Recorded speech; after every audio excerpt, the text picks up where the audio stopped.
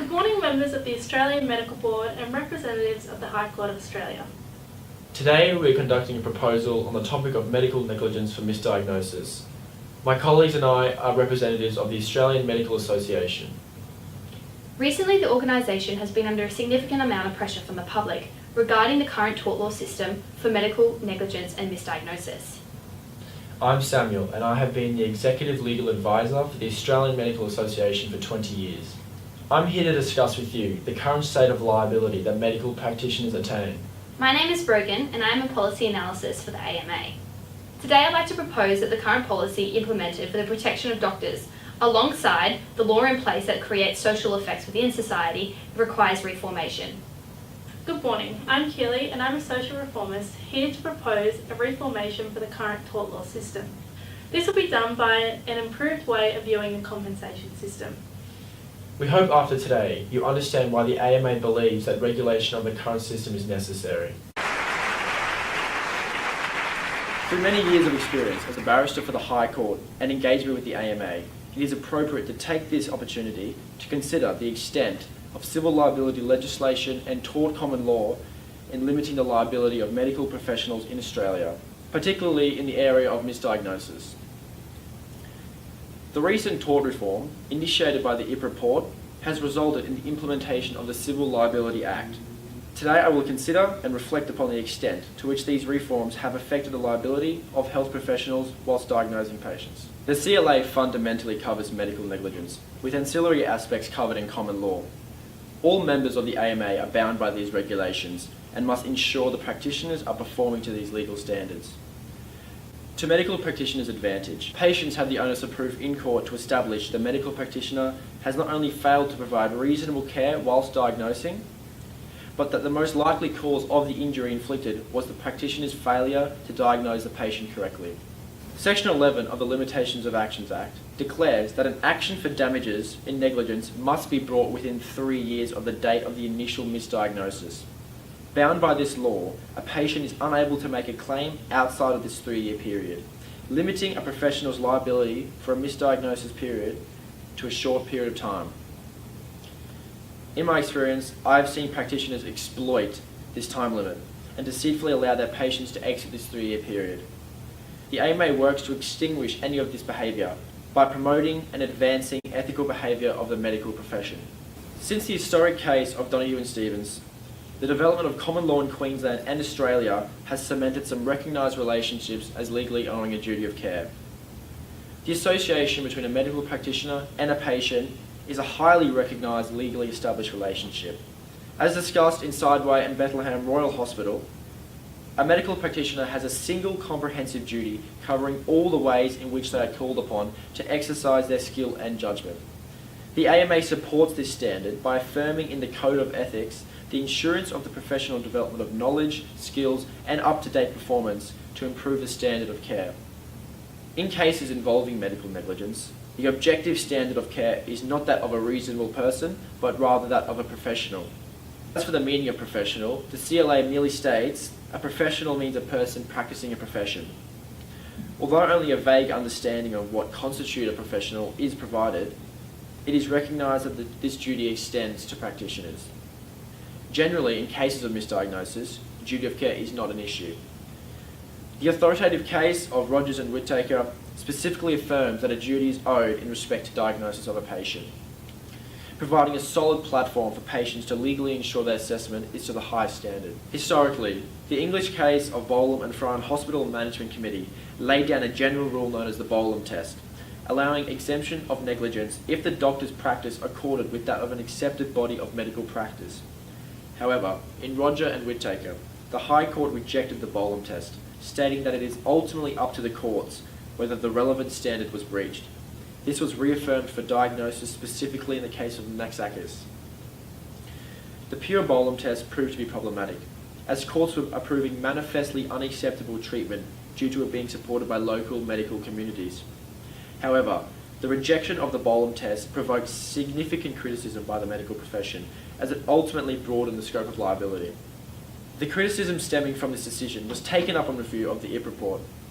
As a result, the standard of care was embodied as a modified version of the Bolam test in statute as Section 22 of the CLA.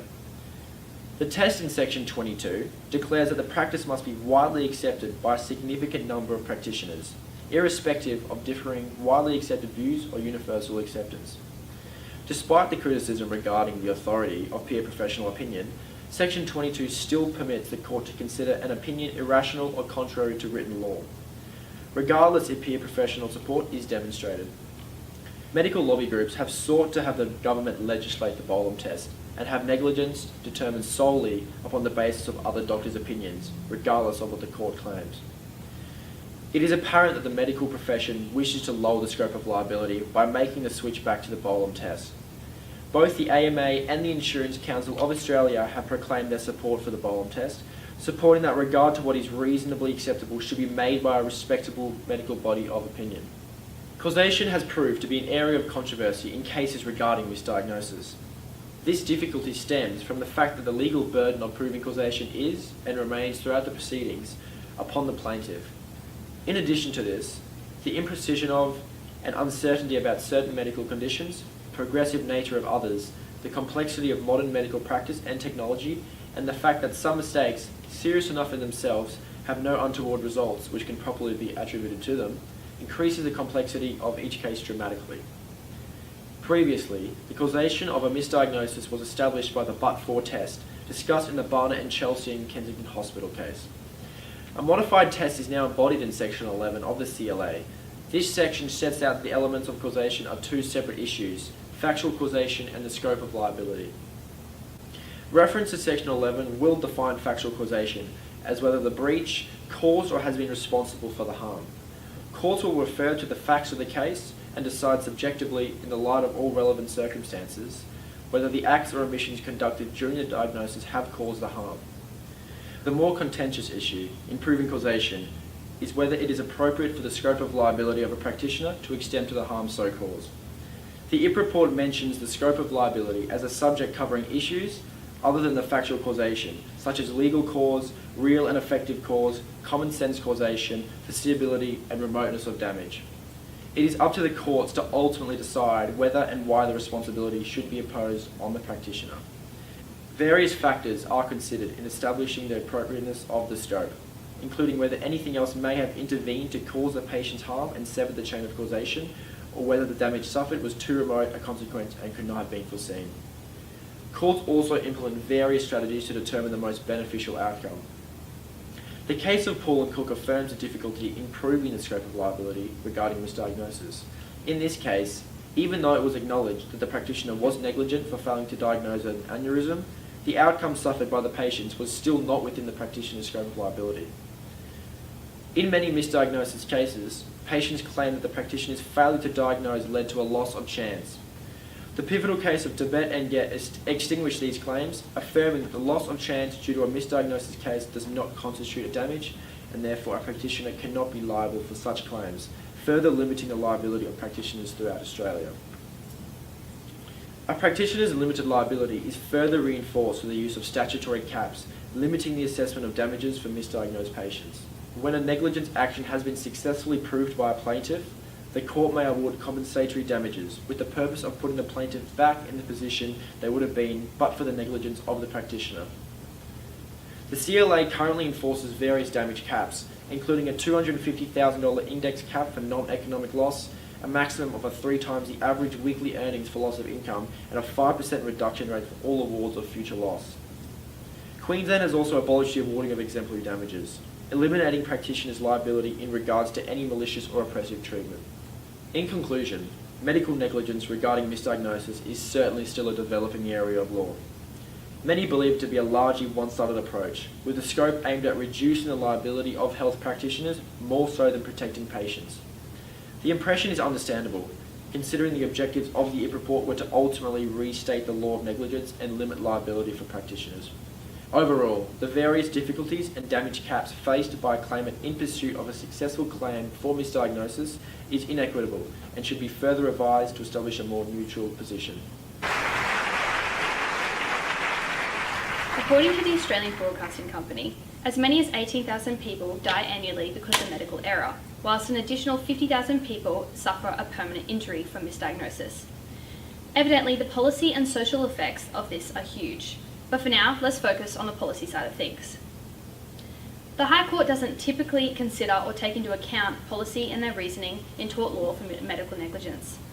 Courts are incredibly wary about the use of policy-based reasoning, as it is incapable of consistent application.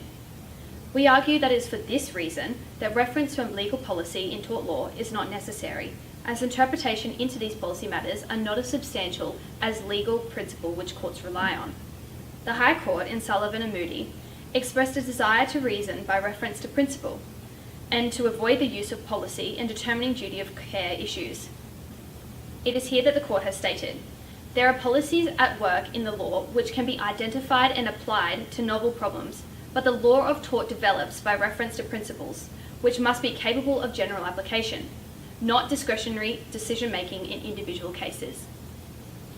Arguably, in any duty of care cases, the best way to regulate medical misdiagnosis in negligence claims is to review policies such as insurance coverage for practitioners, rather than legal policy, which is weak and feeble in the court of law. Thus, malpractice insurance policy coverage works as a means of limiting the extent to which a medical practitioner is liable for negligence. A coverage limit is a provision in a policy under which the insurance company says they will only pay for losses sustained by the policyholder up to a certain dollar amount. As you can see, these insurance policies are virtually safety nets in terms of finance. Furthermore, this risk only implicates a monetary means and acquires with it no medical practice penalisation for the extent of harm that they have inflicted. Policy cannot penalise doctors, such as suspending or barring specialists from practice. This is enforceable by the courts or by ethical decision-making corporations such as the Australian Medical Board. However, these measures are generally infrequent due to the extent of which these policies restricts levels of accountability. As stated by the National Association of Insurance Commissioners, these policies aim to fully protect physicians and other licensed healthcare professionals from liability associated with wrongful practices resulting in bodily injury, medical expenses and property damage, as well as the cost of defending lawsuits related to such claims. Overall, the dangers and concerns are clearly more problematic and difficult for the patient opposed to the practitioner. Considering all doctors must have professional indemnity insurance, in these events of injury, the insurance company pays for this compensation opposed to the facility. Accordingly, doctors do not bear the weight of financial burden to the extent in which the affected individual does, such as incurring any further health implications encountered from the misdiagnosis. As Sam iterated, the statute of limitations is a restrictive factor in the law, which many patients encounter. In the account seen in the following video, a misdiagnosis occurred every time that Kelsey came back to her doctor to express her symptoms of pain. We now turn to the social effects of the law. Let's take a look at Kelsey's experience. About 2 years ago, I had surgery to correct some of my jaw problems. After I woke up out of surgery, I immediately knew something was wrong. I told the doctor this and he said, "Oh, let's up the dosage of morphine." But I knew something was wrong. I went back into post-surgical checkup. The doctor and went, "Huh." So he actually had to go back in 4 days later on New Year's Day and redo the surgery. Noticed I couldn't feel my face. And the doctor said, "Oh, sometimes post-anesthesia, that can happen, the feeling will come back." Cut to 3 months later, still having this intense pain, can't feel my face. I go in for a check-in, and the doctor says, "Oh, well, sometimes it takes up to 6 months." So 6 months go by, I come back in 6 months later, and he says, "Well, no, it's for sure just the anesthesia wearing off. It's kind of like your face fell asleep." A year goes by, I still have no feeling in my face, and the doctor says, "You have what's called trigeminal neuralgia. It's a trigeminal nerve during surgery, either the first one or the second one, we're not sure." He cut the nerve that controls all the feeling in my face. So not only will that feeling ever return to my face, but the signals are all screwy coming from the brain, so now I get intense, excruciating pain in other areas of my face. When I decided to take legal action, I was told that the statute of limitations for this kind of surgery was 1 year. Guess how long he had told me to wait? He kept saying, wait 6 months, wait a year. Sometimes women don't want to be seen as complaining or dramatic or attention seeking, but why wouldn't you want attention when you're in pain? So I think you gotta stop, get that idea of being like a complainer or an attention seeker or a hypochondriac out of your head, because your health, when you lose that, what else do you have? Under Australian negligence law, the time limitation for adults to make a claim is 3 years from the date of injury or diagnosis. In Kelsey's case, the statute of limitations for her specific procedure was 1 year. She continued to listen to the surgeon, who kept telling her to wait until after this time period had succeeded, and which her time to make a claim in tort law had expired. This invites several public impacts due to this. Kelsey identifies here the social effect incurred regularly by many people, which simply was a blatant dismissal of her pain. This is indicative of a concept known as gender bias in the medical profession. It is the idea that women are treated differently than men who have similar symptoms and conditions, or when they are treated inappropriately for gender-specific conditions. Studies continue to find that women who come to the ER because of a stroke waited 11% longer than a man to see a doctor, and 15% longer to get brain imaging, even when they had similar symptoms. Kelsey's story underscores a serious social effect. Due to the consistent dismissal of this, the law isn't accommodating for the concept that sometimes individuals cannot take legal action within the statute of limitations provisions, as they're being misdiagnosed repetitively, long after the time period in which they are able to make a claim has elapsed. Another less frequent social effect that occurs due to medical misdiagnosis is relative to public health. March 2017, the headlines read, "Deadly disease outbreak after GP misdiagnoses patient." 10 people across New South Wales have been given the deadly disease tuberculosis after a general practitioner misdiagnosed a student in Sydney with asthma and was later wrongfully misdiagnosed again with lung cancer. Although we believe the majority of doctors perform their job efficiently as representatives from the AMA, we also acknowledge that the system needs to be altered, as public health risk is a social effect caused by the misdiagnosis of patients every day. The board suggests that if there were better regulation via transforming policy to adopt a more punitive tone towards doctors and the consequences that follow from negligence, then we would see these cases decrease dramatically. For the misdiagnosis of serious terminal conditions due to the practitioner's negligence of wrongful diagnosis, this should bear a greater impact on the doctor, so they regularly understand the importance of efficiency, essentiality of preciseness, and significance of reasonable care in their profession. This will hopefully serve as a reformative way of reminding the individual to be more diligent and conscientious in making their diagnosis. As discussed by Sam, to create a claim in negligence, causation must be satisfied. Not only are there impeding limitations in statute law, but the common law also pointed to issues of establishing this requirement. As seen in the case of Tabbitt and Gett, the High Court has ruled that recovery for loss of chance is not permitted. However, as my colleague has discussed here, this is where most people fail in their claim, as this is not a recognised standard in receiving damages. This has massive repercussions, as Keely will explain momentarily. Perhaps loss of chance should be accounted for, but in a narrower sense. Where the courts have struggled to regulate and standardise this is due to the fact that this cannot accurately be measured. Who gets to measure how much the loss of possibility to live is worth per person? This is simply too subjective. As our expert social reformers will discuss, our proposal will suggest compensation for individuals wrongly misdiagnosed, resulting in the individual's life being threatened to the extent that the health condition has become terminal. In other words, the patient will die. Thus, the person is compensated not necessarily for loss of chance, in regards to losing possibility in time to do things, but rather loss of chance of actually living. I'll now hand over to Keely, who will discuss legal reforms relative to the discussed social effects, such as reformulation of the statutory limitations, insurance policy redrafting, gender bias, public health impacts, and creating a compensation system applicable to the terminally ill for loss of chance. These proposals were further aimed to limit the presence of these societal effects. In regards to medical negligence in the area of misdiagnosis, further reforms need to be implemented. It is advised that a possible amendment to the statute of limitations occur, as well as a change to insurance policies so doctors are held more liable. Furthermore, a review and assessment of the issue of causation, in particular the final element of causation in establishing a claim, needs to be taken place. Finally, particular compensation schemes must be implemented to award damages to victims of medical negligence. Further reform on the statute of limitations must occur by rewording this legislation. By amending this, it would change the way in which a person could obtain damages for medical negligence. Perhaps by changing Section 11 of the Limitations of Actions Act 1974, this could achieve the desired outcome. At the moment, a person can only make a claim within 3 years from the initial date of diagnosis or injury, which to many would be deemed as unfair. Reform needs to be taken place on this issue, as people aren't finding out about their correct diagnosis until after this time period. And by then, it is too late to take legal action and be compensated for this. So, what we propose is that this 3-year time period start from the date that the patient finds out about the diagnosis, so they can make a claim in negligence to be compensated for this. There needs to be reform, as the current system is failing many people. It is people like Kelsey that the system is failing, as my colleague Brogan discussed.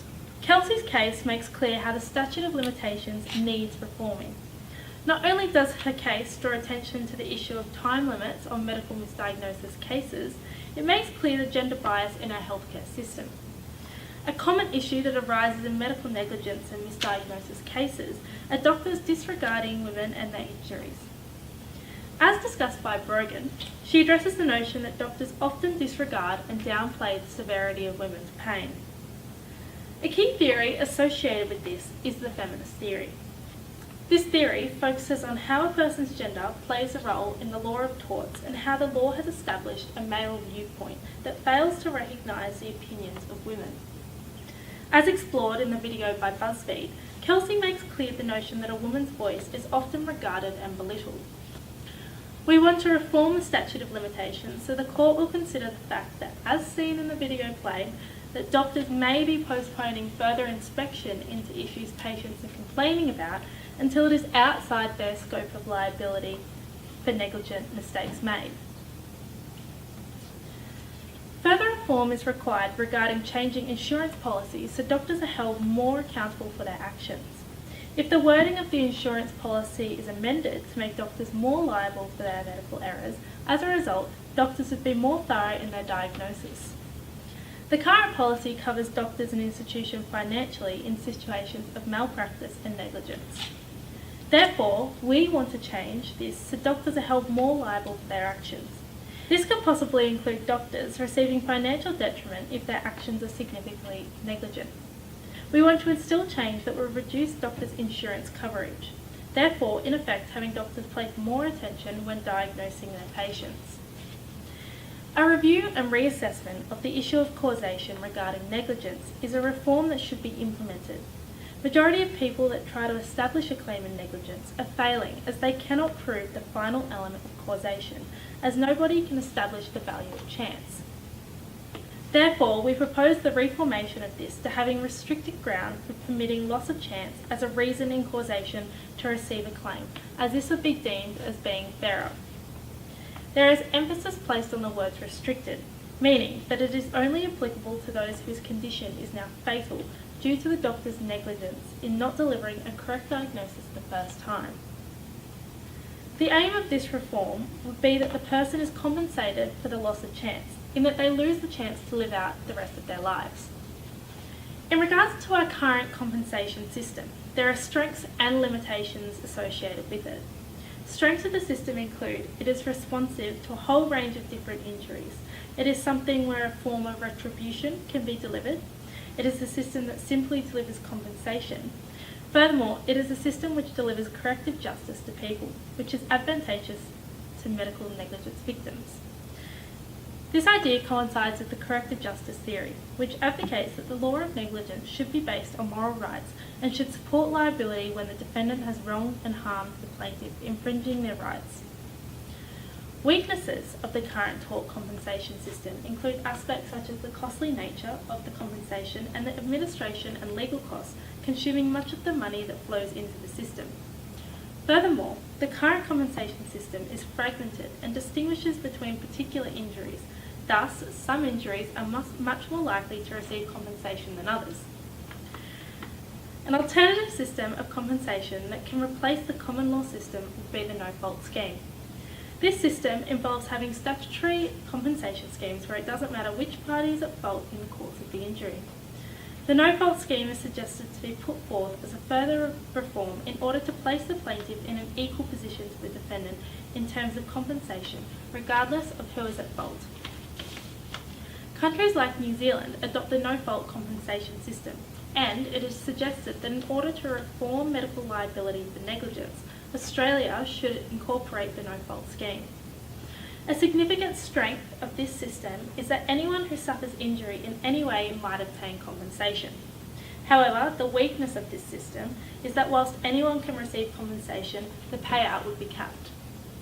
In contrast to New Zealand, in Australia, a requirement of the compensation system is the element of fault. Factual causation must be proven on the balance of probabilities that a duty of care has been breached by the defendant. Clearly linked to the no-fault system is the economic theory. This theory promotes the law, encouraging the most economic efficient way to deal with the expenses of accidents. The Australian Institute of Health and Welfare make apparent the economic theory through their medical injury claims from 2012 to 2013. The AIHW report that out of the 5,309 claims that were made, 74.9% were discontinued, 21.5% were resolved by negotiation, and only 3.6%, which is only 193 claims, were finalised by a court decision. This is indicative of the presence of the economic theory, as claims are dealt with in a financially efficient way in favour of the government to reduce the number of people it made payouts to. The Commonwealth of Australia Review of Late Negligence proposed 61 recommendations, most of which containing ways to reduce liability and the quantum of damages resulting from injury or death. As seen in this graph, it exhibits the average annual rate for claims lodged per 10,000. Once new legislation came into effect in regards to limiting liability, injury claims significantly decreased. Figure 1.1 is a prime example of how economic theory was exposed before and after the tort law reform in 2002. In regards to those that are impacted so significantly by medical negligence that it results in permanent or temporary disability, there are schemes that should be adopted in the Australian compensation system to compensate people for this. The National Disability Insurance Scheme and the National Injury Insurance Scheme are systems put in place to compensate those who experience a disability. These two schemes are broader-based schemes responding to more severe disabilities, providing lifetime care and support. A theory that corresponds with these schemes is the disability theory. This theory examines the place of disability in society and within the law and promotes the notion that tort law does not accurately reflect the experiences of people that live with a disability. Tort law constructs disability as abnormal and very individually based. Rather than tort law promoting a broader social responsibility and change, it currently individualises people with a disability. These schemes treat some people with disabilities as much more worthy of compensation. In conclusion, the Australian Medical Association would like to extend a warm thanks for all the audience that attended today to this crucial conference. Hopefully we've sparked discussion about our proposals in regards to medical negligence and tort law. I have argued extensively that the current state of liability for doctors has set the bar at a level that is lower than required. Additionally, I have stressed these social effects that arise from these flaws in the law and have provided a revision of the policy. Summarising our presentation today, we aim to emphasise the importance of reformation of the law. We have proposed solutions for the current compensation schemes and social effects. Additionally, we have proposed solutions to the current compensation system. As our corporation states on our website, our constitution aims to promote the well-being of patients, take an active part in the promotion of healthcare programs for the benefit of the community, and participate in the resolution of major social and community health issues. With this being said, I believe that we have covered the intention of this convention. The only way to create a fair and equitable structure that benefits the law, the medical community, and society is to create change today. Thank you everyone for listening.